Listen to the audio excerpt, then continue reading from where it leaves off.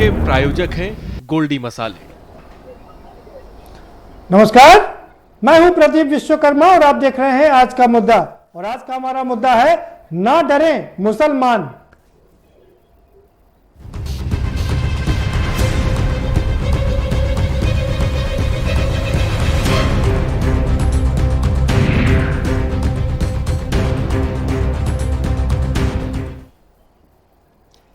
जी हां, आरएसएस प्रमुख मोहन भागवत जी ने एक बयान दिया कि मुसलमानों को डरने की जरूरत नहीं है। हिंदू का और मुसलमान का दोनों का डीएनए एक है, दोनों एक हैं।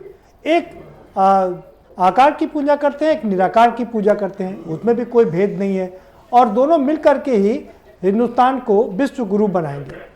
और इतना ही नहीं, वो यही नहीं रुके, उन्होंने यहाँ तक कह दिया कि जो मॉब लिंचिंग होती है वो किसी भी तरह से उचित नहीं है। मॉब लिंचिंग को भी उन्होंने कटघरे में खड़ा किया। अब सवाल ये उठता है, उत्तर प्रदेश में चुनाव है, धर्मांतरण की बात चल रही है, धर्मांतरण को लेकर के पोलराइजेशन करने की कोशिश की जा रही है। हिंदू मुस्लिम नहीं होगा तो पोलराइजेशन कैसे होगा? हिंदू वोटों का ध्रुवीकरण कैसे होगा? और अगर हिंदू वोटों का ध्रुवीकरण ना हो तो काम कैसे चलेगा, सरकार कैसे बनेगी? ये अपने आप में सबसे बड़ा सवाल है। और सवाल सबसे बड़ा ये है कि आखिर आरएसएस प्रमुख मोहन भागवत जी को ये बयान क्यों देना पड़ा, क्यों दिया उन्होंने ये बयान, ये सबसे बड़ी बात है। और ऐसे समय में जबकि उत्तर प्रदेश में चुनाव होने में 6 से 7 महीने का समय ही बचा है। आपको याद दिलाते हैं कि बिहार में एक बार मोहन भागवत जी ने बयान दिया था कि आरक्षण पर पुनर्विचार होना चाहिए, और उनके इस सेंटेंस ने भारतीय जनता पार्टी की को दिक्कत पेश कर दी थी बिहार में। उत्तर प्रदेश में भी ये चुनाव का मौसम है, ऐसे समय में ये बयान देना कितना उचित होगा, कितना अनुचित होगा राजनीति की दृष्टि से, क्योंकि भारतीय जनता पार्टी की जो राजनीति है वो किसी से समय छुपी नहीं है, वो ध्रुवीकरण की राजनीति चल रही है। लेकिन इससे तो ध्रुवीकरण पूरी तरीके से खत्म हो जाएगा, और जब ध्रुवीकरण खत्म हो जाएगा तो फिर चुनाव कैसे जीते जाएंगे? ये सबसे बड़ा सवाल है जो आज समझना इसको बहुत जरूरी है। टाइमिंग को समझना बहुत जरूरी है कि किस टाइम पर मोहन भागवत जी ने यह बयान दिया, उसको समझना जरूरी है।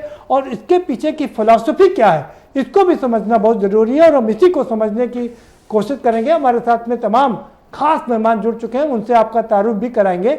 लेकिन उससे पहले एक रिपोर्ट दिखा देते हैं। ये रिपोर्ट देखिए और समझिए कि आखिर मोहन भागवत जी ने कहा क्या क्या है, उसके बाद इस पर चर्चा करेंगे।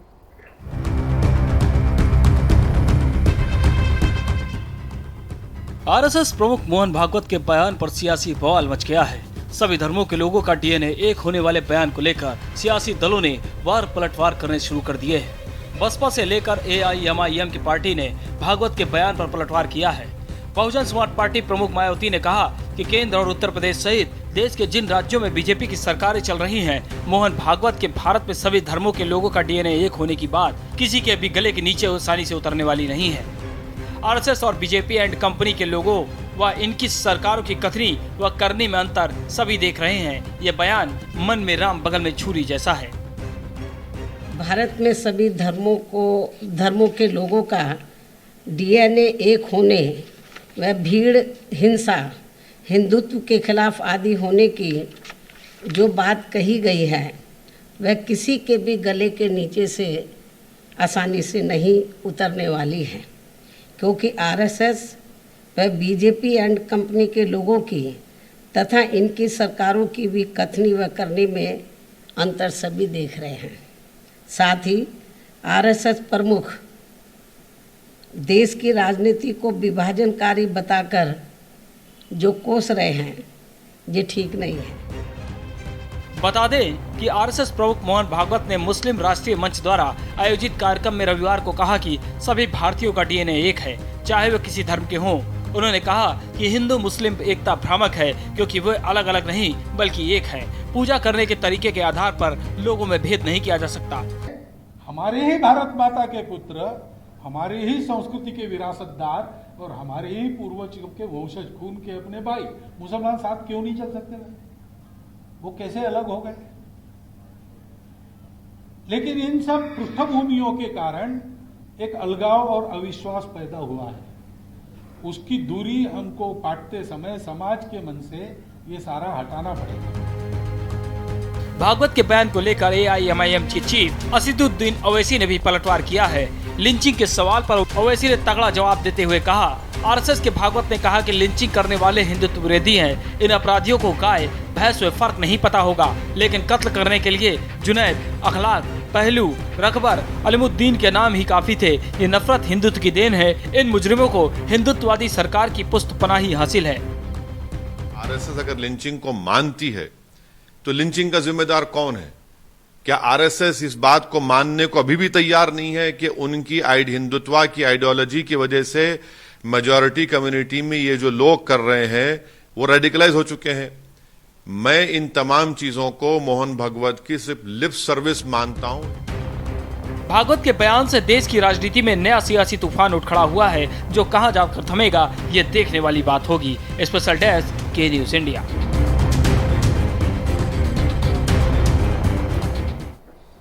जी हाँ, तो क्या है इस बयान के मायने और क्या है इसके पीछे की फिलॉसफी?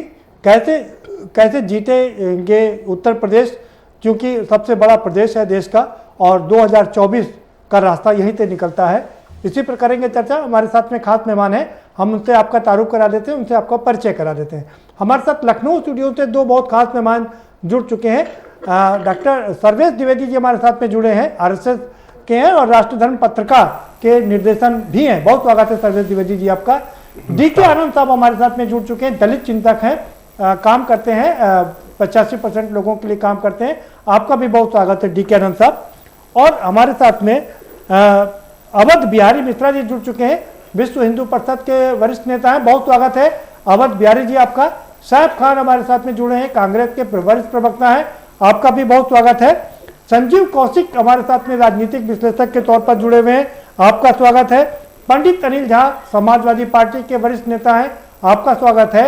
और इन सबसे ऊपर BD नकवी साहब हमारे साथ में जुड़ चुके हैं, जो कि मुस्लिम स्कॉलर हैं और पूर्व जज भी रहे हैं, आपका भी बहुत स्वागत है BD नकवी साहब। और सीधा रुख करेंगे सर्वेश जी का। सर्वेश जी, मोहन भागवत जी का यह बयान ऐसे समय में, जिस समय उत्तर प्रदेश चुनाव के मुहाने पर खड़ा है, या हम यूं कहें देश में 6-5 राज्य चुनाव होने हैं, क्या कहलाता है बयान, क्यों दिया गया है बयान?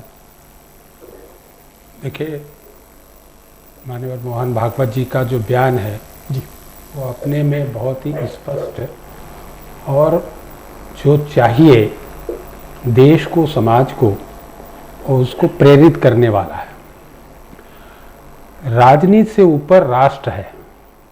राष्ट्रीय दृष्टिकोण लेकर के ही संघ की स्थापना हुई और 1925 से लेकर के हमेशा ही राष्ट्र को प्रधान मान करके गैर राजनीतिक दृष्टि से राष्ट्र के उन्नयन के लिए देश को कैसे आगे बढ़ाया जाए, देश में एकता अखंडता कैसे लाई जाए, और उसके लिए ही काम कर रहा है। वेद में भी अथर्ववेद के अथर्वण सूत्र और ऋग्वेद में कहा है, अहम राष्ट्रीय संगमनी वशु नाम चिकित्सु यज्ञान। तो राष्ट्र ही सर्वोपरि है, और राष्ट्र जब सर्वोपरि है तो अगर देखा जाए विश्व में तो 3500 वर्ष पूर्व जो भारतीय दृष्टिकोण है, जीवन पद्धति है, और जिस पर हाई कोर्ट ने हिंदुत्व के बारे में कहा कि ये रिलीजन नहीं है, ये जीवन पद्धति है, और जीवन पद्धति जो है वही जीवन दर्शन है, और उसके लिए अगर 6 जजेस कहते हैं तो फिर उसको किसी अन्य पंथ से तुलना करना कोई, मुझे नहीं लगता कि ये एक विवेकपूर्ण है। और इसलिए जो मोहन भागवत जी ने कहा वो भी एक महत्वपूर्ण है, वो वैज्ञानिक सत्य भी है और ऐतिहासिक सत्य भी है कि राष्ट्रीय दृष्टिकोण जो अंतर्राष्ट्रीय दृष्टि से कहा जाता है वो नेशन नहीं है, राष्ट्रीय संस्कृति है, और संस्कृति पूरे देश की नहीं, पूरे विश्व की संस्कृति। और ये 3500 वर्ष पूर्व रहा। ये जो पंथी व्यवस्था आई है ये तो 3500 वर्ष की देन है, और इसमें कोई भी किसी उपासना पद्धति में रहे, हिंदू जीवन दर्शन या सनातन धर्म में उपासना कोई भी करे, शाकाहार निराकार, तो वो उसके लिए छूट है और उसके लिए कोई मनाही नहीं। और इसलिए हिंदुओं में भी बौद्ध, जैन, सिख, ये तमाम दृष्टिकोण है, दर्शन है, जिसके आधार पर चल रहा, कोई दिक्कत नहीं। तो यह जो दिक्कत आई है ये पॉलिटिकल है, और पॉलिटिकल में इस्लाम और ईसाइयत को लेकर के है। विश्व में इस्लाम के 56 देश हैं, ईसाइयत के भी देश हैं इससे ज्यादा, और उन देशों के कारण वहां की जो राजनीति है और उसमें भी पूंजीवाद, साम्यवाद, समाजवाद, इन वादों ने राजनीतिक दृष्टिकोण को लेकर के और इस देश में 70 वर्षों में यही तो किया, विखंडन का कार्य किया। इसलिए राष्ट्रीय दृष्टिकोण से मैं समझता हूं कि भागवत जी का जो स्टेटमेंट है वो बहुत सामयिक है, उपयुक्त है और उसका सबको आदर करना चाहिए। ठीक है, बहुत शानदार बात कही आपने, 3-4 बहुत महत्वपूर्ण बात कही। अवध बिहारी मिश्रा जी, सर्वेश जी कह रहे हैं कि ये जो वर्तमान में दिक्कत चल रही है उसका असल कारण राजनीति है और राजनीति के ऊपर राष्ट्र है, राष्ट्र के ऊपर कुछ भी नहीं है, सब कुछ राष्ट्र सबसे सर्वोपरि राष्ट्र है। क्या कहेंगे आप? बिल्कुल ठीक बात है, राष्ट्र सर्वोपरि है, राष्ट्र रहेगा तो ही राजनीति रहेगी। लेकिन किसी प्रदेश की या कुछ प्रदेशों के आने वाले चुनाव से जोड़कर देखना ये नितांत गलत है। संवर्धन की दृष्टि से, राष्ट्र के विकास की दृष्टि से, राष्ट्रीय एकता को, राष्ट्रीय भाव को लाने की दृष्टि से है और इस बयान में किसी प्रकार के तर्क कुतर्क करने की गुंजाइश नहीं है। भारत में रहने वाला किसी भी मजहब, पंथ, संप्रदाय को मानने वाला व्यक्ति होगा, उसके पूर्वज हिंदू हैं। हिंदुओं के कन्वर्जन के बाद ही वो आज किसी भी मजहब, पंथ, परंपरा का मानने वाला होगा और ये वैज्ञानिक दृष्टि से सिद्ध किया जा चुका है कि भारत के रहने वाले सभी भारतीयों का डीएनए एक है। डीएनए सेम होने का अर्थ है कि उनके पूर्वज एक हैं, उनकी परंपराएं एक हैं, उनकी आस्थाएं एक हैं। तमाम कारण हुए आक्रांताओं के आक्रमण के कारण, तलवार के प्रभाव के कारण लोग मतांतरित हो गए, उन्होंने अपना मजहब, पूजा पद्धति बदल ली, लेकिन हिंदू समाज ने किसी भी पूजा पद्धति को अस्वीकार नहीं किया, किसी भी मार्ग से, और अपने इष्ट की उपासना करने वाले को कभी भी उसने अपमानित नहीं किया। सबको अवसर दिया यह मानकर कि आप किसी भी मार्ग का अनुसरण करें, अंतिम लक्ष्य सबका एक है, मंजिल सबकी एक है। आप अपने अपने मंजिल सबकी एक है। ठीक है अवध जी, अपने मार्ग का अनुसरण करिए। ठीक है अवध जी, आपके बाद दोबारा से आएंगे। DK आनंद साहब, आपने दोनों लोगों को सुना, क्या कहेंगे आप? हमको तो लग रहा है कि आप जानबूझ करके यहाँ पर पोलराइजेशन का ट्रांसमिशन कर रहे हैं आप, और दो चेहरे आप जानबूझ के दिखा रहे हैं, एक हिंदू एक मुसलमान। और जो घटना हुई है 4 जुलाई को, जिसमें भाजपा का एक फ्रंट है मुस्लिम राष्ट्रीय मंच, उस पर जो RSS के प्रमुख ने जो स्पीच दिया है, आपने जो भाषण दिया है, उस पर आप बहस तो कर नहीं रहे हैं, तो इसमें हमको बैठने की कोई आवश्यकता नहीं है। अब हम यहाँ रामायण, महाभारत और वो वेद वगैरह सुनने नहीं आए हैं। हमको जो अब इसमें आप दो चेहरे दिखा रहे हैं, इसका मतलब आप वोट का पोलराइजेशन या राजनीति कर रहे हैं। नहीं, हम चेहरा दिखा रहे हैं, लेकिन आप अपना जो मोहन भागवत जी का बयान है, हम उसी पर चर्चा करें, आप उसी पर बात करें। लेके जा रहे हैं जी, आप गलत रास्ते पे लेके जा रहे हैं। जी, आपको केवल इस पर बहस करनी चाहिए कि मोहन भागवत जी ने, जो RSS के प्रमुख हैं, हाँ, उन्होंने ये बात कही कि भारत के सब लोगों का डीएनए एक है। बिल्कुल। क्या मोहन भागवत जी कोई वैज्ञानिक है क्या? या इनके पास कोई लैब है क्या? क्या इनके किसी प्रोफेसर ने, रिसर्चर ने बताया है कि भारत के लोगों का डीएनए एक है? कहां से ये क्वालिफिकेशन आई है? ये बात क्यों बोली गई? और आपने इसके पहले मुसलमानों को कहा कि इस देश के नहीं है ये, इनको भगाना पड़ेगा। आज किस बात का ट्रांसमिशन आप कर रहे हैं? एक बात करिए, अगर चैनल को आपको बढ़िया सा आदर्श बनाना है, आपको हम लोग आपका सम्मान करें, तो जिसमें बुलाया जाए और जो विषय है उस पर बहस होनी। नहीं, आप उसी पर बात करें, उसी विषय पर चर्चा करें। हम मोहन भागवत जी के विषय के बयान पर ही चर्चा करें। मैं वही बात बोलने जा रहा हूँ, मैं बोलने जा रहा हूँ कि जिस मोहन भागवत साहब की बात आप यहाँ लेकर के चल रहे हैं, उसके बाद उसमें टीवी पर केवल 2 लोगों का आप दिखा रहे हैं, एक मुसलमान को और एक मोहन भागवत जी को। इस देश में मोहन भागवत और वो वैसे दिन रहते हैं केवल पूरे देश में, बाकी कोई समाज का लोग नहीं है इसके अंदर। आप किसी और नहीं, फिलहाल तो उन्होंने ये विचार और किसी के DK आनंद साहब, फिलहाल तो उन्होंने यही कहा ना कि मुसलमानों को डरने की जरूरत नहीं, दोनों का डीएनए एक है। पहले कहा नहीं, NRC क्यों आई जी, CA क्यों आया, मैं मुसलमानों के लिए हमारी बात सुनिए जी, अब डिटेंशन सेंटर क्यों बनाया, NRC क्यों लाए, उस पर लाखों लोग मारे गए, कितने लोग जेल के अंदर गए, उसमें बहस आप कर ही नहीं रहे। ठीक है, अब आप मतलब 2 साल बोलो कि ये विदेशी है, ये मुसलमान है, ये नागरिक नहीं हो सकते। और जब हाथ से बालू, अच्छा बालू से आप घर बना रहे, हाथ में बालू न करके अब रेत खिसक रही है तो हाथ खाली दिखाई दे रहा है। ठीक है, ठीक है, ठीक है सर। जी जी जी जी, तो आप महापुरुष बनने की कोशिश कर नहीं, मैं महापुरुष नहीं बनेगा सर, मेरे पास समय कम है ना, बाकी लोगों को भी चर्चा में शामिल करना है, और तो हमारे साथ मेहमान है। मेरा कहना है कि मैं तो छोड़ के चला जाऊंगा जी।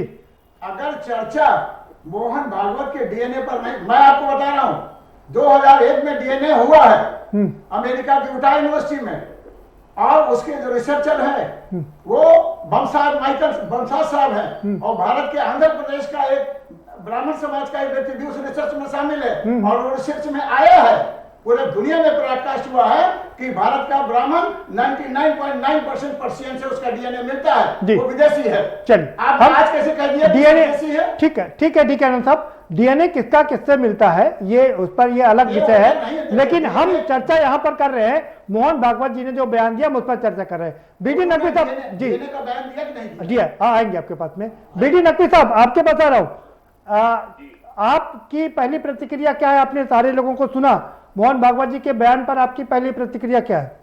प्रतिक्रिया ये होगी कि जो स्टेटमेंट आया है उससे कुछ फायदा तो होगा, क्योंकि जो नफरत का माहौल है समाज के अंदर जो छेड़ रखा है ऑर्गेनाइजेशन ने इस मुल्क के अंदर, और अगर मोहन भागवत जी ही ऐसा स्टेटमेंट दे रहे हैं तो अच्छी बात है, लेकिन उन्हीं की जो फ्रंटल ऑर्गेनाइजेशन है, वो बजरंग दल हो या कोई और ऑर्गेनाइजेशन हो, उन्होंने तो सभी माहौल पैदा किया है। इंसानियत की जानिब कैसा सफर है जारी, इंसानियत की जानिब कैसा सफर है जारी, हैवानियत फिर भी जाती नहीं हमारी। इस मुल्क के अंदर जो माहौल है, जो माहौल कर रखा है, और बातें बहुत यहाँ अच्छी हुई, कई बातें बहुत अच्छी हुई कि यहाँ पर डीएनए के बारे में बात हो रही है, राष्ट्र के बारे में बात हो रही है। बात यह है किसी भी फिलॉसफी के अंदर जब हम बात करें तो हमें अपने देश की हिस्ट्री देखना पड़ेगी। इस देश के अंदर जो इस संविधान आने से पहले समाज था उसमें कोई बराबरी का कॉन्सेप्ट नहीं था, कोई इक्वलिटी नहीं थी, लेकिन आज इक्वलिटी है, आज एक हमारे पास कॉन्स्टिट्यूशन है, आज हर समूह की बराबरी है। 8वीं सदी के अंदर मंदिर में शूद्रों को जाने की इजाजत मिली, इस मुल्क के अंदर कोई इजाजत नहीं थी शूद्रों को जाने के लिए, इतनी बड़ी पॉपुलेशन को मंदिर तक में एंट्री नहीं थी, लेकिन आज देश बदला, आज मुल्क बदला। तो इन और आज एक हमारी एक राष्ट्र का कंसेप्ट पैदा हुआ, एक अच्छी बात है। लेकिन जहां तक बात कर रहे हैं मोहन भागवत जी की, उनका तो भाई बंच ऑफ थॉट्स में है कि Muslims, Christians and communist are the menace to the nation. अरे आप ये कहते हैं, आपकी फिलॉसफी है कि जब आप ये कह देंगे इस मुल्क के अंदर, जब आपका थॉट हो जाएगा तो उस मुल्क के अंदर आप समाज से उम्मीद करेंगे कि लोग अच्छा सोचे। हमें एक सोच बदलने की जरूरत है, एक अच्छी बात करने की जरूरत है। जहां तक इलेक्शन की बात है, हमारे यहाँ हर बात इलेक्शन से जुड़ जाती है कि इलेक्शन में क्या फायदा होगा। मैं ये कह रहा हूँ समाज के अंदर मोहब्बत का पैगाम होना चाहिए, मोहब्बत में जो एक हार्मनी पैदा होनी चाहिए, जो सामंजस्य है वो पैदा होना चाहिए, जो हमारे मुल्क के लिए ज्यादा अहम है। इलेक्शन होते रहेंगे, पार्टियां हारती रहेंगी, जीतती रहेंगी। आज आरएसएस ने थॉट बदला है कि हमें मुस्लिम वोट भी चाहिए, तो उन्होंने ये बात कह दी मोहम्मद जी गलत है। मोहम्मद जी तो कितनी हुई है इस देश के अंदर, कितनी बराबर जहां होता है। मेरे ख्याल से ये जो सबक है, शायद आरएसएस ने, बीजेपी ने बंगाल में ममता बनर्जी ने सबक पढ़ाया है, शायद उससे उनका थॉट बदला है कि नहीं ऐसे मुल्क नहीं चलेगा। के चुनाव ने शायद सबक पढ़ा है। बीडी नकवी साहब, आपने बहुत बढ़िया कंक्लूजन किया कि बंगाल के चुनाव से शायद लेसन मिल गया है। पंडित अनिल झा साहब, आप ये बताइए कि वोटों का पोलराइजेशन कैसे होगा? अगर हिंदू मुस्लिम एकता की बात होगी तो इससे आपको कितना फायदा होगा, कितना नुकसान? बात यहाँ नुकसान और फायदे की नहीं है, बात सिर्फ इतनी है कि जो मोहन भागवत जी ने अपना एक वक्तव्य दिया है, उसको लोग गलत तरीके से देख रहे हैं। हमारे जैसे कम पढ़े लिखे लोग और समाजवादी विचारधारा के हिंदू, हम लोग इस तरह से लेते हैं कि उन्होंने स्पष्ट रूप से भारत के प्रधानमंत्री, उत्तर प्रदेश के मुख्यमंत्री और तमाम भारतीय प्रदेशों के भारतीय जनता पार्टी के उस तरह के नेता जो हमेशा हिंदू मुसलमान की बात करते रहते हैं, जो मॉब लिंचिंग को जायज ठहराते रहे आज तक, उनको उन्होंने इशारा किया है कि खबरदार, अब आने वाले चुनाव में इस तरह की भाषा का प्रयोग अगर ना हो, इस तरह की भाषणबाजी ना हो, तो वो ज्यादा उचित होगा। मुझे लगता है मोहन भागवत जी का ये संदेश है अपनी भारतीय जनता पार्टी के नेताओं के लिए और खास करके प्रधानमंत्री मोदी जी के लिए, अमित शाह के लिए और उत्तर प्रदेश के हिंदूवादी चेहरा आदित्यनाथ योगी जी के लिए। दूसरा एक चीज और मैं कहूंगा ये टाइमिंग को लेके जो बात चल रही है, बिल्कुल सही बात है। अभी जो सज्जन बोल रहे थे बंगाल को लेके, बिल्कुल उनको समझ में आ गया कि बंगाल में कैसा पोलराइजेशन हुआ है। अब इस देश का हिंदू और इस देश का मुसलमान या क्रिश्चियन हो या बौद्ध हो, पोलराइज क्या होता है उन्होंने देखा बंगाल में, कि जब आप किसी गलत आदमी को ऊपर उठाते हो हिंदू मुस्लिम के नाम पे, जो बिना काम किए हुए नेता को, बिना काम किए हुए सरकार को आप जबरदस्ती सत्ता थोपना चाहते हो हिंदू मुसलमान के नाम पे, तो उस समय हिंदू और उस समय मुसलमान किस तरह का रोल अदा करता है बंगाल ने दिखाया है। मुझे लगता है कि भारतीय जनता पार्टी के लोगों को एक बहुत अच्छा मैसेज दिया उन्होंने कि आने वाले 2022 के चुनाव में इस तरह की भाषा का प्रयोग करने के बजाय 7 साल से नरेंद्र मोदी जी ने देश के विकास के लिए क्या काम किया है, और 5 साल में जो 4.5 साल से ऊपर निकल चुका है आदित्यनाथ योगी जी ने प्रदेश के लिए क्या काम किया है, ये जनता को बताएं, और आगे उनको क्या करना है जनता के विकास के लिए, इस पे अगर बात हो तो ज्यादा सही होगा। रही बात आपने पूछा बस 10 सेकंड कि हम लोगों को क्या फायदा होगा पोलराइजेशन नहीं होगा, तो हम लोग पोलराइजेशन में विश्वास नहीं रखते। हम लोग समाजवादी पार्टी लोहिया की विचारधाराओं को, गांधी की विचारधाराओं को मानने वाले लोग हैं। हम लोग अहिंसा में विश्वास रखते हैं और डेवलपमेंट पे पहले भी बात की थी, डेवलपमेंट पे पहले भी वोट मांगा था। सारी पार्टियां, ठीक है अनिल झा साहब, सारी राजनीतिक पार्टियां सिर्फ विकास करती हैं और बाकी कोई जाति का काम नहीं करती हैं, कोई समीकरण नहीं बनाती, ये मैं कई बार कह चुका हूं। सैफ खान साहब जी, आऊंगा अनिल झा साहब। सैफ अली खान साहब, आपकी पहली प्रतिक्रिया। प्रदीप जी बहुत बहुत धन्यवाद आपका, जो है आज आपने मौका दिया, वो भी मोहन भागवत जी के स्टेटमेंट्स के ऊपर, जहां पहला स्टेटमेंट जो है वो मुस्लिम्स पे करते हैं, दूसरा स्टेटमेंट राष्ट्र पे करते हैं। अब सवाल ये पैदा होता है कि ये स्टेटमेंट जो है अब आए तो जाहिर सी बात है 5 विधानसभाओं में आज जल्दी यानी स्टेटों में इलेक्शन है उसी की वजह से आ रहे हैं, जाहिर सी बात है, ये बहुत ऑब्वियस सी बात है। अब ये स्टेटमेंट्स आते क्यों हैं, इसके ऊपर जो है गंभीरता से देखना चाहिए कि दोनों स्टेटमेंट्स, एक मुस्लिम के ऊपर एक राष्ट्र के ऊपर, तो जो आरएसएस के विचारधारा वाले आपके मंच पे हैं और भारतीय जनता पार्टी के आपके मंच के ऊपर हैं, एक एक करके जो है बात करते हैं और जो है स्टार्ट करते हैं। मेरा पहला जो है प्रश्न उनसे मैं करना चाहूंगा, जिनके जो ये मोहन भागवत जी की जो ये स्टेटमेंट्स आती हैं, क्योंकि आरएसएस की आइडियोलॉजी के अगर ऊपर मैं जाऊं तो अगर हम भारतीय या हम हिंदुस्तानी या राष्ट्र की बात करते हैं तो 55 साल तक नागपुर में जो है देश का झंडा नहीं लहराया गया, उसके ऊपर जो है उजागर करें देश को, जो है कि 55 साल तक जो है क्यों नहीं हमारे देश का जो झंडा है उजागर किया गया। और अगर आप गुरु गोलवालकर जी की किताब पढ़ेंगे बंच ऑफ थॉट, जो है साफ साफ का जो है कि ये हमारे देश का जो झंडा तक जो मानते नहीं, इसकी वजह से आज तक जो है नागपुर में हमारे देश का झंडा नहीं लगा। फिर अब ये बात जो है अभी करते हैं मुस्लिम्स के ऊपर। जो है देखिए आरएसएस कब फॉर्म की गई थी, ये बहुत जरूरी है जानना। आरएसएस कब फॉर्म की गई थी और बनाई गई थी, जो है जो ब्रिटिशर्स हमारे देश के ऊपर राज कर रहे थे। मुस्लिम लीग भी उस वक्त बनी थी, मुस्लिम लीग पाकिस्तान चली गई, आरएसएस हमारे देश में ही है। आप मतलब समझे, आरएसएस का कोई कंट्रीब्यूशन हमारी जो है कोई भी इंडिपेंडेंस में नहीं रहा। आरएसएस 4 मरतबा हमारे देश में बैन हो चुकी है। आरएसएस पे 17 चार्जशीटें जो है पुलिस की तरफ से जो है फाइल हुई। माफी चाहेंगे आपसे, हम यहाँ पर आरएसएस का इतिहास बताने के लिए नहीं बैठे हुए हैं, मोहन भागवत जी के बयान पर चर्चा कर रहे हैं। बहुत सारे मेहमान हमारे साथ में।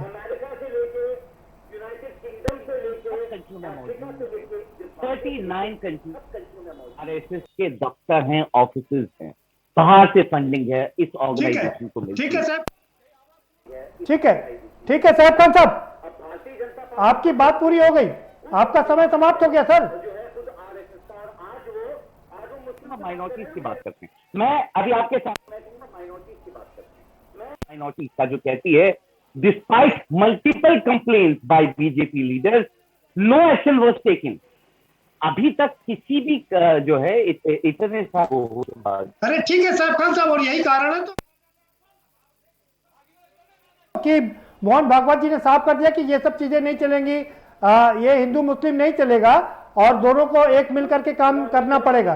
ठीक है सैफ खान साहब, आपके पास आएंगे। संजीव कौशिक जी। मैं केवल 2 सेकंड में जो है जी, और ये विभाग का भी कि यही नहीं, बाहर की कंट्रीज जो है रोम के वेटिकन सिटीज में आ रही है कि एंटी माइनॉरिटी 736 अटैक्स क्रिश्चियंस के ऊपर हुए मोदी सरकार ने जो है इंटरनेशनल रिलीजियस फ्रीडम माइक पोम्पे ने जो रिपोर्ट निकाली थी वायलेंस अगेंस्ट माइनॉरिटीज की, वो भी चिल्ला चिल्ला के कहती है। टाइम्स मैगजीन ने 10 मई 2019 को मोदी जी को ठीक है सर, आपने इतना लंबा कर ठीक है सर, आपने इतना लंबा कर दिया कि मुझे हमारे पास एक और मेहमान है, हम उनका प्रतिक्रिया नहीं ले पा रहे हैं और मुझे ब्रेक पर जाना पड़ेगा। माफ करिएगा संजीव भाई, मैं आपके पास आऊंगा एक छोटे से ब्रेक के बाद। छोटा ब्रेक लेंगे। हम चर्चा इसी बात की कर रहे हैं, 3 बातों की चर्चा कर रहे हैं कि मोहन भागवत जी ने आखिर ये बयान पहली बात तो दिया क्यों, दूसरी उनकी टाइमिंग की बात कर रहे हैं कि आखिर ये टाइमिंग किस टाइमिंग पर दिया, उसके कितने नफा और नुकसान राजनीति में होगा, क्योंकि बिना राजनीति के कोई भी काम चलता नहीं है। और तीसरी सबसे बड़ी बात है कि क्या ये उन लोगों के लिए संदेश है जो मॉब लिंचिंग में लिप्त थे, जो कई बार मॉब लिंचिंग कर रहे थे, और उनके लिए सीधा संदेश है कि ये अब चलेगा नहीं, हिंदू मुस्लिम की एकता पर जोर दिया जाएगा। इससे कितना नफा और नुकसान राजनीति को होगा, इस पर भी चर्चा करेंगे, लेकिन एक छोटे से ब्रेक के बाद।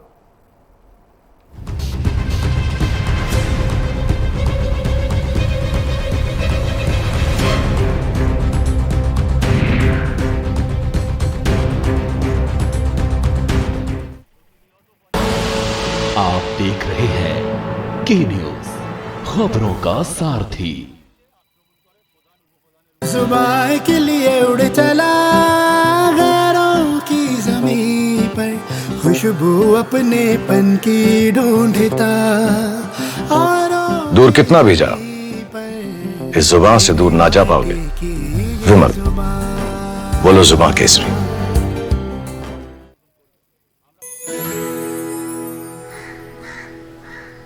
अब हारने के लिए तैयार हो जा चुटकी। ये देख क्वीन मेरी। भाभी देखो ना भैया। अरे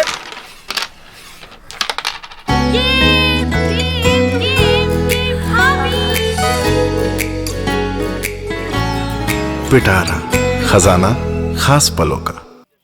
और खुशबू में झूम के भाई लेके आए गोल्डी मसाले। गोल्डी मसाले, खुशबू और स्वाद ऐसा तो रिश्तों में गुस्सा कैसा। खुदी को आजमाया है तो ये अंदाज आया है, खुदी को आजमाया है तो ये अंदाज आया है। तुम में भी मैं हूं, शुद्ध प्लस पान मसाला। आप देख रहे हैं के न्यूज, खबरों का सारथी।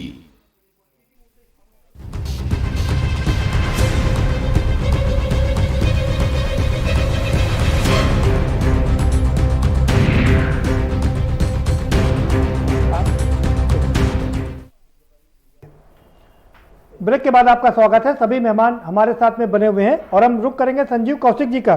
संजीव कौशिक जी, आपने सभी लोगों की प्रतिक्रिया सुनी, क्या कहेंगे आप? प्रदीप जी देखिए, पहली बात तो ये लग रहा है निश्चित रूप से हर भारतीय उसका स्वागत करेगा, लेकिन उससे भी महत्वपूर्ण ये है कि ये बोल कौन रहा है, इस पर भी विचार करने की जरूरत है। ये वो बोल रहे हैं जो गोलवलकर जी का वो सपना पूरा करने का इनका उद्देश्य है, जिसमें गोलवलकर जी कहते हैं कि सभी हिंदुओं को संगठित करके हमें हिंदू राष्ट्र बनाना है। सभी भारतीयों नहीं, ध्यान में रखेंगे, सभी हिंदुओं को संगठित करके हिंदू राष्ट्र में बनाना है।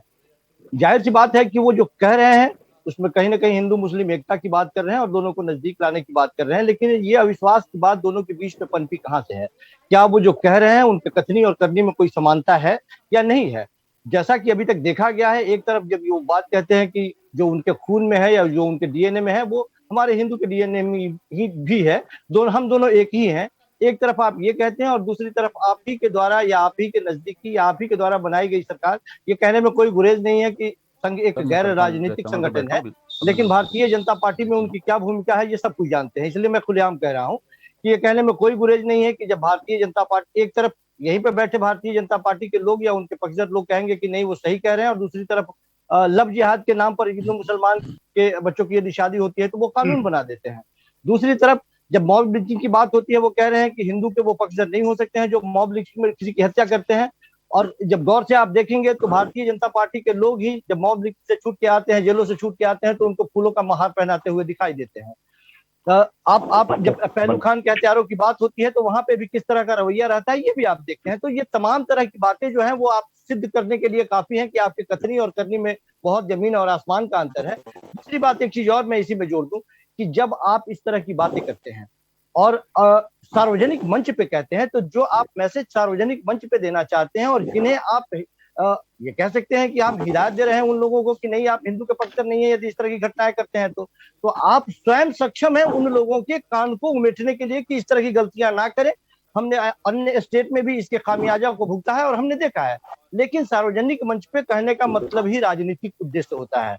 हम जानते हैं और आप भी जानते हैं कि किस उद्देश्य से इस तरह के स्टेटमेंट दिए गए हैं, और उस स्टेटमेंट का मतलब क्या है। जब तक उन लोगों के बीच में या अल्पसंख्यक समाज के बीच में असुरक्षा की भावना बनती रहेगी, आप उन्हें संदेह के घेरे में लाते रहेंगे, हर एक जगह पे उनके ऊपर प्रश्न खड़ा करते रहेंगे, वो लाख कहते रहे कि नहीं हम बाय चॉइस रुके हैं, और आप उन्हें कहते रहे कि नहीं आप यहाँ रुके हैं, आपका ये घर नहीं है, आप वापस चले जाएं। कितने मंत्रियों का, कितने नेताओं का, भारतीय जनता पार्टी के शीर्ष स्तर के नेताओं का मैं नाम गिना दूं जिन्होंने डंके की चोट पे कहा कि आप यहाँ नहीं रहना चाहिए, आपको 2 मिनट में वो बोलते हैं हर एक बात पे कि आपको पाकिस्तान चला जाना चाहिए। क्यों नहीं उस समय उनकी कानें उमेटी गई। तो जाहिर सी बात है कि वो जो कह रहे हैं वो समय की नजाकत को देखते हुए कह रहे हैं।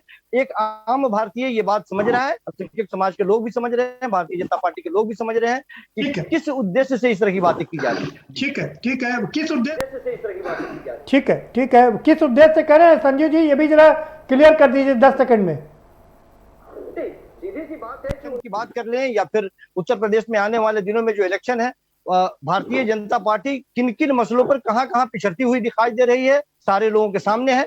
वो चाहते हैं कि एक बार इस तरह की एकता की बात करें। हालांकि कई जानकार ये भी बताते हैं कि उनका इस तरह का स्टेटमेंट कहीं उल्टा दाव न पड़ जाए, लेकिन ये उल्टा दाव पड़ने की बात नहीं है। इसका भी उद्देश्य इसी तरह से है कि उन्होंने एक स्टेटमेंट दिया, हम बैठ के चर्चा कर रहे हैं, 2 खानों में लोग बटे हुए हैं, एक और लंबी चर्चा चलेगी, और चर्चा से जब कभी भी पोलराइजेशन की बात होती है तो किसे फायदा होता है बहुसंख्यकों के वोट को लेकर के,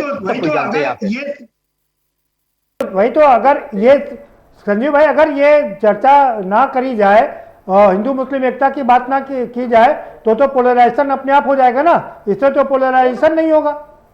दोनों करेंगे। उन्होंने जब स्टेटमेंट दिया है तो जाहिर सी बात है कि उनको वो कोई असाधारण व्यक्ति नहीं है कि उनके बातों को ऐसे ही छोड़ दिया जाए। आपने शुरुआती दौर में ही जिस तरह से कहा कि बिहार के इलेक्शन के वक्त में पिछले टर्म में उन्होंने एक बार ये बात कह दी थी कि आरक्षण की समीक्षा की जाए, वो उल्टा पड़ गया था दाव।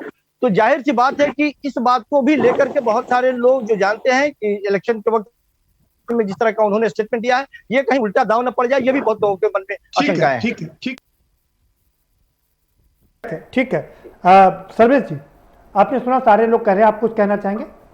हाँ, मैं ये बात कहना चाहता हूँ कि हमारे मित्र इस बात को कहे, ये स्थान कहाँ था और वहाँ उपस्थित किन लोगों की थी, किन के बीच था।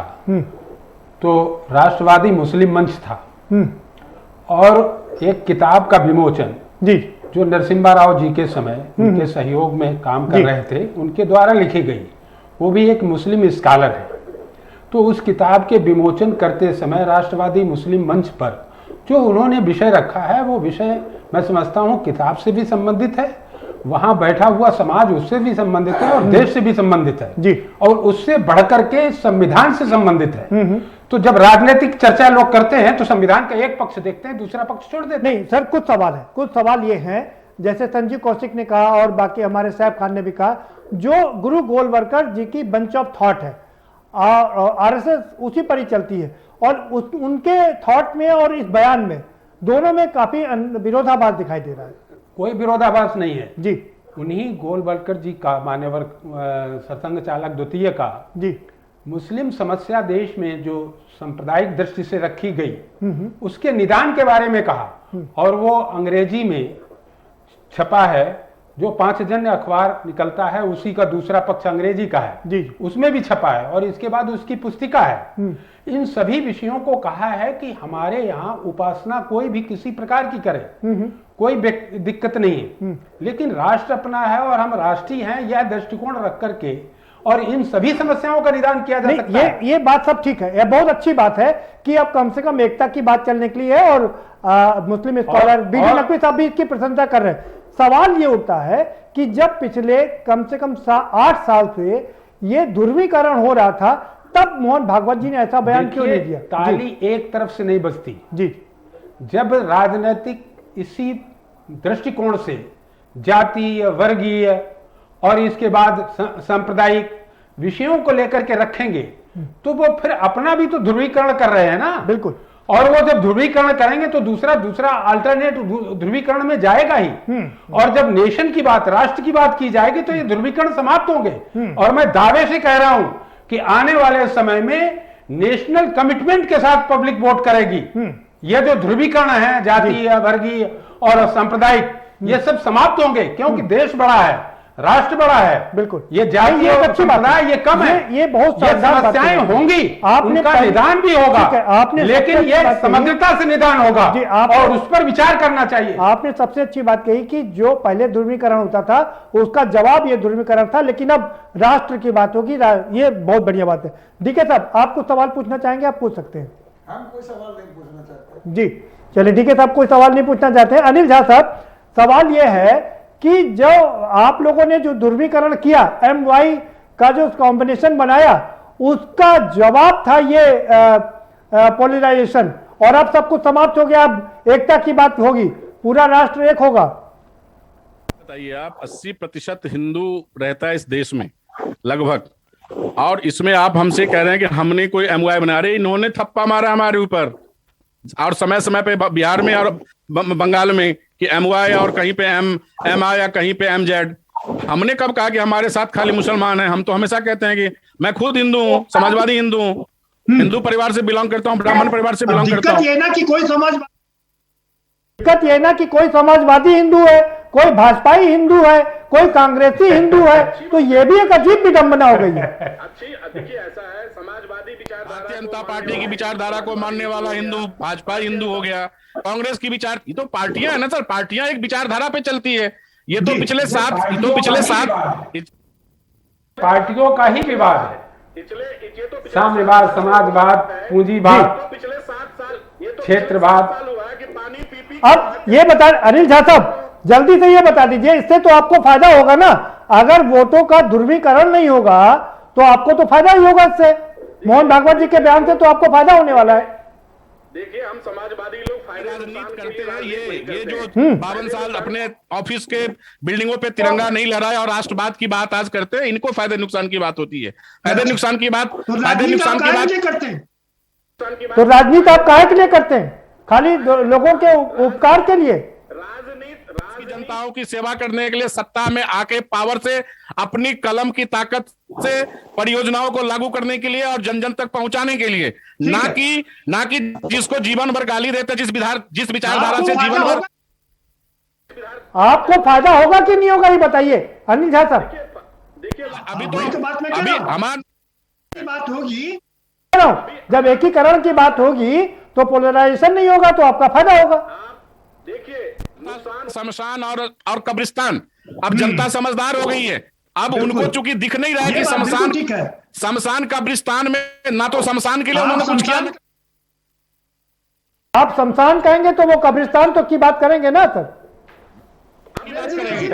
इसीलिए तो कह दिया सर्वेश जी ने, इसीलिए कहा कि जो आपने किया था उसका ही रिपरकशन था ये सारा। ठीक है सर, मैं आपके पास आऊंगा दोबारा। ठीक है, ठीक है सर, मैं आपके पास आऊंगा दोबारा से। ठीक है साहब, मैं एक 10 सेकंड दे जी जी, के लोग जो आप अपनी बात रख लीजिए। मैं मोहन भागवत जी तक एक संदेश देना चाहता हूँ, या एक प्रश्न पूछता हूँ कि जो आपने आज कहा बहुत अच्छा स्वागत करते हैं हम लोग, लेकिन एक लाइन जो आपने कहा था कि हम मॉब लिंचिंग का कतई स्थान नहीं देना चाहिए, अगर उसी मंच से ये भी कह देते कि जिन जिन लोगों ने मॉब लिंचिंग किया है, मोदी जी आप सब पे, अमित शाह गृह मंत्री हैं, सब पे कानूनी कार्रवाई कल से आप शुरुआत कर दीजिए। जैसे अटल जी ने मोदी जी को राजधर्म का पाठ पढ़ाया था, अगर उसी मंच से उन्होंने मोदी जी अमित शाह को पाठ पढ़ा देते तो शायद आज हम लोग डिबेट नहीं कर रहे होते। ठीक बात, बिल्कुल ठीक करें अनिल झा साहब, आपकी इस बात में दम है कि जब मॉब लिंचिंग हो रही थी उसी समय टोक देना चाहिए था। लेकिन एक सवाल यह भी उठता है कि ऐसा नहीं कि सिर्फ मुस्लिमों की ही मॉब लिंचिंग हुई है, हिंदुओं को भी बहुत मारा गया, हिंदुओं की भी मॉब लिंचिंग बहुत हुई है। उस पर भी बहुत बहस करने की जरूरत, हम आएंगे आपके पास में। ठीक है साहब, जिसने भी गलत किया, जिस भी धर्म के लोगों ने गलत किया, मॉब लिंचिंग, उनको सजा को उठा के जेल में डाल दिया, हम उसका समर्थन करते हैं। हमारी पार्टी बिल्कुल ठीक है, बिल्कुल ठीक है अनिल झा साहब, आपके पास आएंगे। ठीक है साहब, इसमें मोहन भागवत जी ने क्या कहा कि सबका DNA एक है, क्योंकि ये जो मुसलमान हैं वो तो अभी 1400 साल पहले ही मुस्लिम धर्म आया है, तो उससे पहले तो जो हिंदुस्तान में रह रहे थे वो तो सब एक ही हैं, इसमें गलत क्या है? अब इसको समझाने के लिए आपको विज्ञान का छात्र होना पड़ेगा जी, वरना ये डीएनए टेस्टिंग की यूनिवर्सिटी खत्म कर दी जाए, डिपार्टमेंट खत्म कर दिया जाए आपके हिसाब से। जी, जब आप इस बात को, आप क्वालिफिकेशन को मानते नहीं है, जब मेरी क्वालिफिकेशन एमबीबीएस नहीं है तो मैं इलाज कैसे बता दूंगा आपको? हमको आप बताइए कि मोहन भागवत जी ने कहा कि सबका डीएनए एक है। एक बात अभी बोल दे जाकर के, चाहे कल बोल दे कि इनका डीएनए और ओवैसी का एक है, इनका बोल दे तो मैं बात खत्म। नहीं तो बताया ना कि हिंदुस्तान में रहने वाले सभी हिंदू मुस्लिमों का डीएनए एक है। आप पता नहीं किस तरह बातें करते हो आप। जी, हमको ब्राह्मण कहता है तुम नीच हो, हमको बताते हैं। अब आप बता रहे हमारे बात लेकर ऊंच नीच की नहीं हो रही सर, बात डीएनए की हो रही। डीएनए तो सबका एक है ना। यहाँ फंसा है संविधान। जी, इन्होंने कोशिश किया था कि आरएसएस के संविधान के मुताबिक भारत चलाया जाएगा, लेकिन जब जवाब मिला वहां बंगाल में तो इनको पता चला नहीं कि हमारा संविधान नहीं चलेगा, अब भारत के संविधान के तहत हमको चलना पड़ेगा। तो भारत के संविधान में तो समता है, आप कैसे चला पाएंगे? वो बात आपकी ठीक है, लेकिन मैं सर मैं वापस अपनी बात पर आ रहा हूँ। जी, संघ तो समरसता की भी बात करता है, समता ही नहीं। आजादी में आरएसएस का कोई योगदान हिस्ट्री में नहीं है, बहुत ज्यादा है। आजादी के पूर्व आजादी सर हम अगर ऊपर जाएंगे ना, अगर हम ऊपर जाएंगे तो लंबी बात हो जाएगी। हम अभी बयान पर बात कर रहे हैं। डीके साहब अभी हम बात कर रहे हैं मोहन भागवत के बयान पर। जी, कोई लाभ नहीं है। जी, हम जानते हैं भारत के लोगों ने आजादी के लिए जिसने जान दी, चाहे वो गोली खाया, चाहे वो फांसी पे लटका, चाहे जेलों में मरा, उन लोगों की एक बात थी कि आजाद भारत में समता लाई जाएगी। लेकिन आजाद भारत में क्या हुआ आप बताइए? आजाद भारत में प्रदेशों का बंटवारा हुआ और प्रदेशों में भी प्रदेश बना दिए गए। अरे नहीं, ये बात बोली जाए कि आप बता रहे कि एक हो जाओ तो कहाँ एक हो जाएगा? उसके बाद फिर आपने पार्टियां बनाई, पार्टियों में तमाम सी पार्टियां बना दी, उसके बाद आपने जातियां बनाई, जातियों में ऊंच नीच बना दिया। अरे सर हम मोहन भागवत के बयान की बात करें। डीके आनंद साहब आप मुझे ये बता दीजिए कि जब वो कह रहे हैं कि सबका डीएनए एक है, हिंदुस्तान में रहने वाले सभी हिंदू और मुस्लिमों का डीएनए एक है, तो इसमें गलत क्या है? क्योंकि 1400 साल पहले ही मुस्लिम जी मोहन भागवत जी भारत नहीं है। जी आ रहा हूँ आपके पास। जी सर, उनको भारत नहीं है जी, भारत है संविधान। बात आपकी ठीक है, उनके बयान में कमी कहां से आपको दिखाई दे रही है बता दीजिए। जी, क्या ये क्या पावर है कि सबको आपके सबका डीएनए एक है? किसको अधिकार मिला है? संविधान के अंदर किस धारा के अंतर्गत है? मैं आपको बता दूं कि आप मुसलमान हैं, मैं कैसे कह सकता हूँ? ये तो आप ऐसी बात करें जबरदस्ती वाली बात है कि संविधान का हमको बोल दिया तो मान लीजिए हमको। मैं भी संविधान का विद्यार्थी रहा हूँ और वर्तमान में संविधान को ठीक ढंग से वर्णन करना चाहिए, इसको गुमराह नहीं करना चाहिए। संविधान की परिधि में ही बोलते हैं कि आप अपनी जगह स्टेट से बोल दिया और आप लोग भी ट्रांसमिशन कर रहे हैं उसी बात का।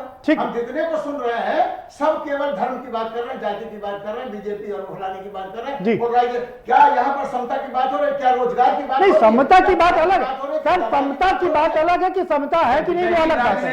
ये विषय नहीं है आज का। डीके आनंद साहब आज ये विषय नहीं है हमारे साथ, आएंगे आपके पास आएंगे। जी नहीं, बाबा साहब के बयान पर भी हम लोग डिस्कस करते हैं, ऐसा नहीं है।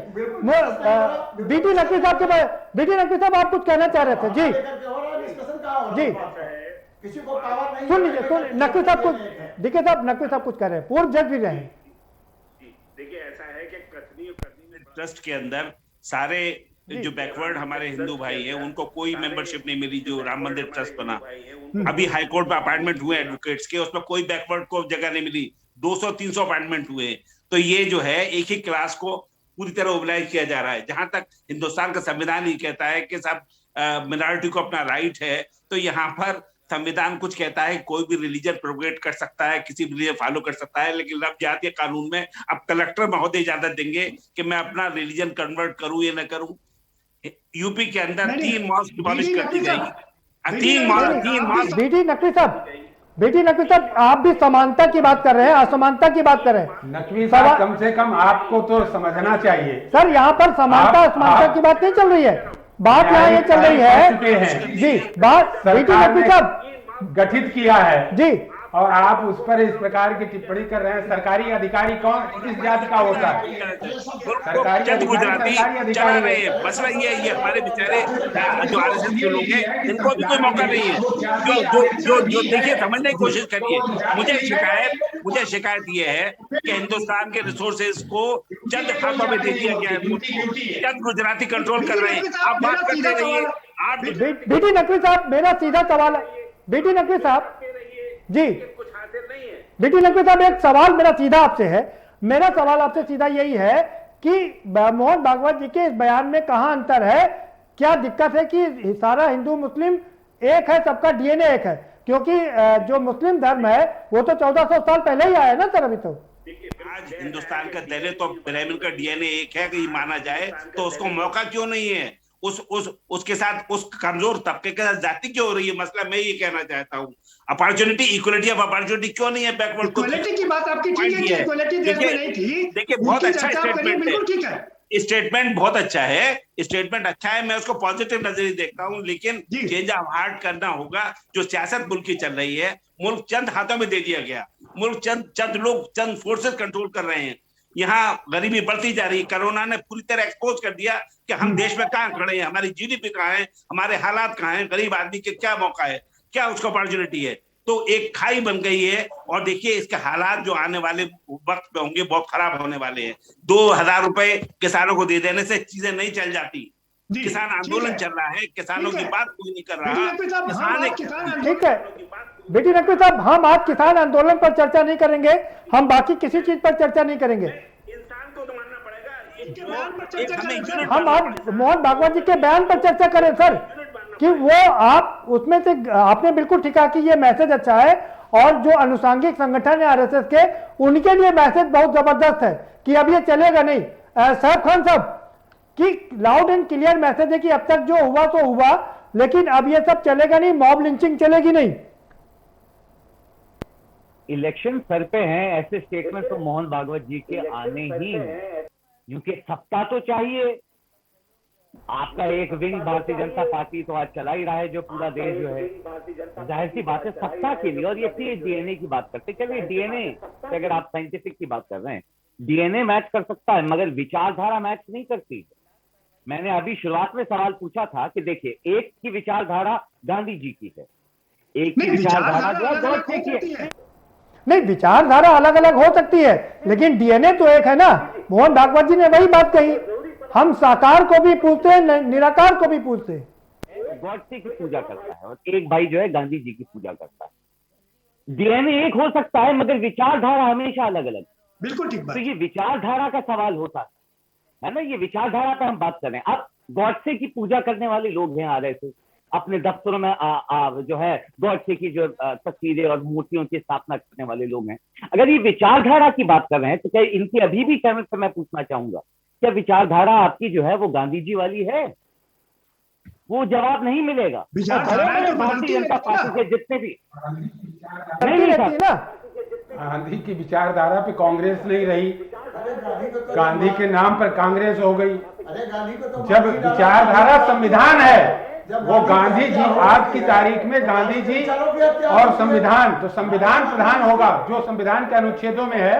जब सरकार संविधान में कोई संशोधन करती तो उसके अनुसार चलने लगते, तो विचारधारा तो संविधान हो गया। ठीक है, यहाँ तो सबसे बड़ी प्रॉब्लम है कि जो गांधी को मार चुका है, वही देश के बारे में बता रहा है कि देश ऐसा होना चाहिए। ये बड़ी शर्म की बात है कि जो लोग उसको स्वीकार करते हैं। मुर्दाबाद, महात्मा गांधी जिंदाबाद। जी, मेरा क्वेश्चन है। ठीक है ठीक है ठीक है साहब खान साहब, ठीक है साहब, सवाल पूछ रहे, सुन लीजिए जी। मैं हाथ जोड़कर उनसे पूछना चाहता हूँ। अरे साहब खान साहब, आपको बताऊंगा जी। क्या जी, अभी जो मोहन भागवत साहब ने बोला जी, डीएनए एक है, मैं उस पर बोल नहीं सकता, लेकिन इतना जानता हूँ कि मोहन भागवत जी वैज्ञानिक नहीं है, उनको नहीं बोलना। लेकिन अगर वो एक करना चाहते हैं, तो मैं ये कहना चाहता हूँ कि 8 साल से जी जो कुछ भी हो रहा है आरएसएस के इशारे पर हुआ है जी, सब कुछ हुआ है। ठीक है, आज उन्होंने मानवता को जो स्थान दिया है मोहन भागवत जी ने कल जी, वहाँ गाजियाबाद में कि मानवता आनी चाहिए जी, तो क्या मोहन भागवत जी ने अपना धर्म परिवर्तन कर दिया है कि हृदय परिवर्तन कर दिया है? हृदय परिवर्तन कर दिया। परिवर्तन ठीक हुआ, है, ये मैं जानना चाहता हूं। ठीक है, ठीक है। अब जब अवध बिहारी जी के पास चलते हैं। अवध बिहारी जी, सवाल यहाँ पर ये उठ रहे हैं कि जब पिछले 6-7 साल से मॉब लिंचिंग हो रही थी, अत्याचार हो रहे थे, तो उस समय क्यों नहीं कहा गया, उसको क्यों नहीं रोका गया? तमाम मुद्दों पे इधर उधर की बातें करके और अपना ज्ञान देने का प्रयास कर रहे हैं। मॉब लिंचिंग पिछले 7 सालों में ही उस पर कार्रवाई शुरू हुई है। इस देश में बहुसंख्यक हिंदू समाज, इस देश के मूल हिंदू समाज के विरुद्ध मॉब लिंचिंग की कार्रवाई 47 और उसके पहले से लेकर के और 2014 तक चलती रही। कश्मीर से 5 लाख हिंदुओं को मॉब लिंचिंग करके निकाल दिया गया। लगातार हिंदुओं की पूजनीय गौ माता की हत्या की जा रही है। लेकिन ऐसे गौ हत्यारों और हिंदू विरोधियों के विरुद्ध अगर हिंदू समाज जागृत और संगठित होकर खड़ा होगा, उसकी प्रतिक्रिया देगा, तो वो जायज है। नहीं अवध बिहारी जी, आपकी बात ठीक है। नहीं अवध बिहारी जी, आपकी बात ठीक है कि हिंदुओं की भी मॉब लिंचिंग हुई है, इसमें कोई शक नहीं है। लेकिन इधर जो देखा गया है वो एक खास वर्ग को निशाना बनाया गया है और ये मैसेज देने की कोशिश की गई है। सवाल दूसरा है मेरा, एक और सवाल है मेरा कि ये जब सब एक हैं तो ये धर्मांतरण, लब जिहाद, ये सब क्या है? हिंदू समाज अब जागृत और संगठित है, इस प्रकार की किसी भी कुत्सित कृत्य को बर्दाश्त नहीं करेगा। मोहन भागवत जी कह रहे हैं सब एक है और समरसता की बात कर रहे हैं, और आप कह रहे हैं कि ये सब मुसलमानों के द्वारा किया गया है। फिर पोलराइजेशन की बात, धर्म परिवर्तन कर लिया। देश में रुकना चाहते हैं तो भारत के पूर्वजों के प्रति, भारत की परंपराओं के प्रति, भारत के बीफ एक्सपोर्टिंग हो रहा है भाई, बीफ एक्सपोर्ट हो रहा है देश में, लीडिंग एक्सपोर्टर है। इस देश की सभी व्यवस्थाओं में पूर्ण सम्मान है, लेकिन भारत विरोधी गतिविधियां करने वाला, भारत को दारुल इस्लाम में परिवर्तित करने का संकल्प लेकर काम करने वाला, बिरयानी खाई जाती है। अवध बिहारी जी, डी.के. आनंद साहब आपसे सवाल पूछना चाह रहे हैं, सवाल सुन लीजिए उनका। डी.के. आनंद साहब, मैं डी.के. आनंद साहब को इसलिए मौका दे रहा हूं कि ये ना कहें कि उनके साथ अन्याय हो रहा है। डी.के. आनंद साहब, अन्याय तो आप हमारे साथ तो अन्याय 4,500 साल से हो रहा है जी। नहीं आज नहीं हो रहा आपके साथ अन्याय, मैं आपको पूरा मौका दे रहा हूँ। पूछ रहे ना जी पूछिए सवाल पूछिए। दुनिया की बातें ना बोलिए जी। आप जिस धर्म के बारे में बात करते हो उसमें धर्म में 4 वर्ण है और चौथा है शूद्रों का। जी आप बताइए कि संविधान में उनका रिजर्वेशन है, कब पूरा करोगे? 22%। जी। और दलितों पर अभी उत्तर प्रदेश में इनकाउंटर की खबर जो आई थी 146 लोगों के, उसमें 67 इनकाउंटर केवल दलित समाज के लिए हुए थे। और आज उत्तर प्रदेश के अंदर अगर बलात्कार सामूहिक कहीं से हो रहा है तो याद रखिएगा, झूठ मत बोलिएगा कि डीएम तक ने सामूहिक बलात्कार के हत्यारों को बचाने का प्रयास किया है और दलितों की लड़कियों के साथ पूरे उत्तर प्रदेश में लगातार बलात्कार हुआ और एक भी मुस्लिम जेल में नहीं गया। ये शर्म की बात है और सबको छोड़ दिया गया। आप किसकी बात करना चाहते हो? ठीक है, बात किसकी करना चाहते हो? ठीक है, जवाब रुक जाइए, जवाब तो लीजिए। क्या धर्म की बात करो? धर्म के अंदर एक को दबा के रखोगे, जिसकी आबादी सबसे ज्यादा है उसी की बहन बेटियों की इज्जत लूटोगे, FIR नहीं लिखोगे अंदर। अभी मैं आपको कल की घटना परसों की बता रहा हूँ, 4 तारीख की शाहजहांपुर के अंदर। अरे वो तो कानून व्यवस्था का मामला है सर। डी.के. आनंद बच्ची को दफना दिया, सुनिएगा जी, जिंदा बेटी को कब्र में दफना दिया और जब वो हट कहीं अगर रोकोगे तो हम जहर खा लेंगे।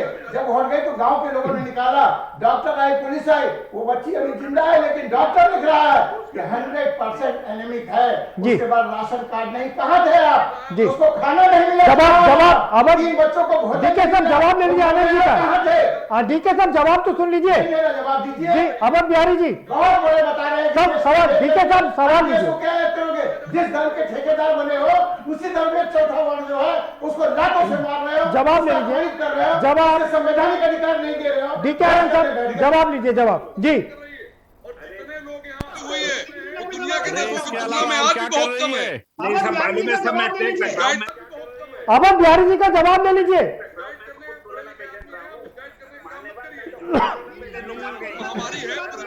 अरे दीदी नकवी साहब कोरोना पे समय बहुत कम है। अवध बिहारी जी जी इसमें मत गुजरिए, माफ करिएगा, समय कम है हमारे पास जी। डेवलपमेंट हो रहा है। जी। धन्यवाद धन्यवाद, तो क्या मतलब है भाई? ये तो सब पैसे से हो रहा बेटी है। नकवी साहब जवाब दे लीजिए अवध बिहारी जी का जल्दी बेटी से, नकवी समय कम है। साहब जवाब दे लीजिए अवध बिहारी जी का जल्दी से, समय कम है। जी अवध बिहारी जी। नहीं, कोरोना महामारी पर जवाब नहीं चाहिए। नहीं, कोरोना महामारी पर जवाब नहीं चाहिए, जवाब डीके आनंद जी का चाहिए मुझे। डीके आनंद जी कह रहे हैं कि डीके आनंद जी कह रहे हैं कि जो अन्याय हो रहे हैं वो अन्याय तो आप लोग रोक नहीं पा रहे हैं। अब मोहन भागवत जी ने कह दिया कि अब रुकेगा ये अन्याय, अब रुक जाएगा। लोगों के माध्यम से ही हो रहा है और इसी का परिणाम है कि आज देश के कोने कोने में संघ की विचारधारा का प्रभाव स्थापित हो रहा है। और जितना ये संघ विरोधी मानसिकता के लोग बैठे हैं, कांग्रेसी सफाई और बसपाई, ये सब जी ठीक है, सबकी बात हो गई। संजीव जी आपकी बात, फाइनल कमेंट आपका। संजीव कौशिक जी। उसी का प्रभाव पूरे देश में स्थापित हो रहा है। ठीक है सर, बात हो गई अवध बिहारी जी, बात हो गई आपकी। जी संजीव कौशिक जी। कि दरअसल भारतीय जनता पार्टी और संघ के लोग जिस तरह से मुस्लिम राष्ट्रीय मंच का इस्तेमाल कर रहे हैं, उसे भी वो क्रिकेट के 12वें खिलाड़ी तक भी नहीं, वो 13-14वें खिलाड़ी के जैसे इस्तेमाल करना चाहते हैं वो, और करते ही हैं। जो कभी भी मुख्य धारा में नहीं आते, कभी वो खेल में शामिल नहीं होते, वो केवल बॉल पकड़ने के लिए, कभी गेंद पकड़ने के लिए, कभी पानी का बोतल लेके दौड़ने वाले लोगों में से है। दरअसल ये अविश्वास, मैं बार बार कहता हूं कि ये अविश्वास की बात और हाशिए पे धकेलने की बात जब तक वो सामने दिखाई नहीं देगा कि आप उन्हें मुख्य धारा में शामिल करना चाहते हैं, कर रहे हैं। अब इतने बड़े मंत्रालय की बात कर ले, इतनी बड़ी प्रचंड जीत हुई है, आप देख ले प्रतिशत में, यदि जिस लोगों के बारे में हम बात कर रहे हैं कि डीएनए दोनों का एक ही है, कितनी भागीदारी उनकी है उसमें और कितने लोगों पर आपने भरोसा दिखाया। तो ये कथनी और करनी में जब तक अंतर रहेगा, ये संजीवनी का कहना बिल्कुल निराधार है, मैं इस पे उसका कतई नहीं मानता। देश के सभी जाति वर्ग बिरादरी और पंथ के लोगों को न्याय मिलना चाहिए। बहुत शुक्रिया आप सभी मेहमानों का, बहुत धन्यवाद इस चर्चा में शामिल होने के लिए। बड़ी बात संजीव भाई ने ये कही कि ये समानता की बात आप कर रहे हैं, बहुत अच्छी बात है। दोनों का डीएनए भी हो सकता है, क्योंकि मुस्लिम धर्म 1400 साल पहले ही आया है, उससे पहले हिंदुस्तान में सारे लोग हिंदुस्तानी रहते थे।